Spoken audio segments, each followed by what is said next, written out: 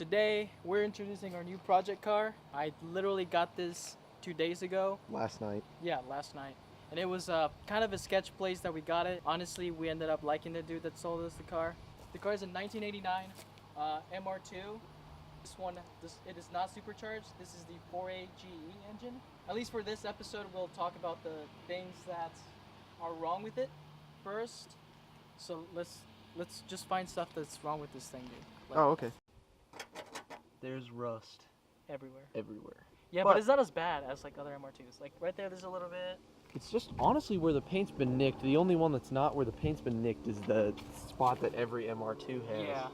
So yeah, just a couple of spots here and there. This one is very common for some reason on MR2s. It's got old scuffed paint. Show the best part. Whoop. Oh. And then go down. The motors, I just want to say that they actually still work. They sound nice. Yeah, and with these cars, those break like super easily. T-tops. One-handed. Yeah. I'll do it. There I you go. got you. Here, hold that up. Man. See, dude, T-tops are like the greatest invention. Right there. So You get the airflow of a convertible, but the stability of a hardtop. How about this damage? Oh yeah. Oh yeah, that's the most important one.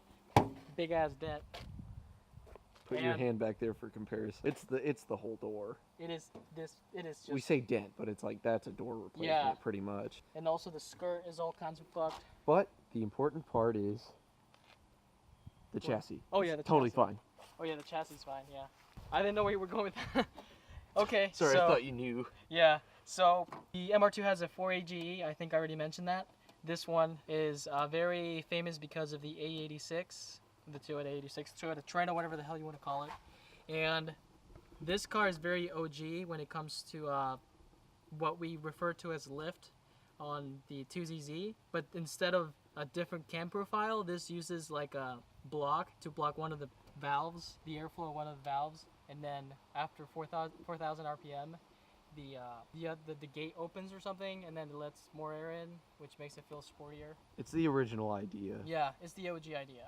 The owner actually changed the distributor cables. He rebuilt the distributor. He also did all the gaskets. Did a up new top. Yeah, up top. He did the alternator and got a new battery too. So that's very nice of him. All the vacuum lines seem fine. Well, shocks. Oh yeah, I forgot the shocks one of the are dead. shocks are they're gone. But for a $1,400 car. Yeah, that's really good, man. Oh, we got the, he gave us the shift knob. Shift knob for a 4Runner. But yeah, it looks a lot better than the penis-shaped one that came with the MR2. Yeah. No power steering, of course, but we've got the Liddy gauges. Oh, yeah. And of course, the most important. It's not running, so those lights are just because it's on. Yeah. Oh, and Dang, this microphone's too tall. Yeah, the starter's dead, but you know, that's what, $65? Yeah, the car that we got, very cheap. Oh crap. It's cool. It's an MR2, and it works, so I'm not gonna worry about it. We'll be working on this car a lot, so look forward to that. So we're gonna be changing the starter also in this episode. So we're just jacking it up. Right. Are you happy? Yeah. Kind of super jealous that I didn't have $1,400. I mean, the only issue is the starter, and that's only $70. So. Yeah, now I don't feel bad that you talked that guy down, because, you know, there goes $100 towards the starter. More lug nuts and stuff. Yeah, so we might also pick that up at O'Reilly's. Just get lug nuts there. Well, we can stop by my parents' house, too. I don't know if they're the right size, but I have a ton sitting there, and they're the same as these, so we could even replace the ones on that side. Alright, so explain how difficult that was. That was the worst thing I've ever done to a car, and we changed the suspension on the Celica. Jesus Christ, boy! It's for core. It is for At this core. point, it just has to look like a starter. Look at his hands. They're dirty, because we're car guys. Now we have to freaking wait for O'Reilly to call me and say, hey, we have your starter. And what I'm going to do is, if it looks exactly like this one, I have to take that freaking shield off. I don't care. I really don't care. I just want to get it installed. So, I am really aggravated by how difficult that was. It took like freaking 40 minutes, and I hope that's the issue.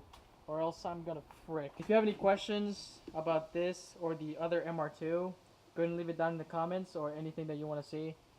I'm just kind of bored. Alright everyone, this is just the last update on the MR2. I'm actually back at my house. I didn't film very much after the second update, but that's because we were just trying to figure out the stuff for the Celica, so make sure to watch that video. Basically, we did change the starter, and we never really figured out what was wrong with it, because after we changed the starter, it did the exact same thing. It just wouldn't crank correctly. Hopefully in the next video I'll figure this out. I have no clue what it is. So yeah, that's basically the last update on this car. I did change the starter, and all I have to figure out is if it's like a wiring issue, which is most likely what it is, like a ground. Maybe it's not connected correctly, or maybe there's some resistance in one of the wires. Yeah, that's just the update on the MR2, and then just go ahead and like and subscribe, to see more stuff on the MR2. And actually, talking about that, I do still have some plans for this one. I'm not really sure what I want to do to it, but I do have plans to tune it first, and then probably I'm gonna get the valve cover out and then clean it off real good. Alright, so that's pretty much it for that video, and then we'll see you next time.